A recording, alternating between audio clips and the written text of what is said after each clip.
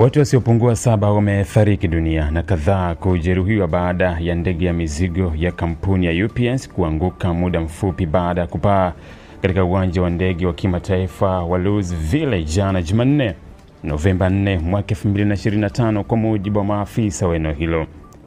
Taarifa za awali zinasema kuwa ndege hiyo ambayo ilikuwa ikisafirisha shehena ya mizigo kuelekea kwenye kituo kingine cha kampuni hiyo ilipata hitilafu muda mfupi tu baada ya kupaa na ikaanguka katika eneo la viwanda lililo karibu na uwanja huo. Vikosi vya uokoaji vilifika haraka eneo la tukio na kuanza shughuli za kuzima moto na kuwatafuta manusura. Mashuhuda wa tukio hilo wameripoti kusikia mlipuko mkubwa uliotikisa majengo jirani ukifuatiwa na moshi mzito uliotanda angani. Wengine wamesema waliona ndege hiyo ikishuka kwa kasi kabla ya kugonga ardhi na kulipuka moto mkali. Maafisa wa usalama wa anga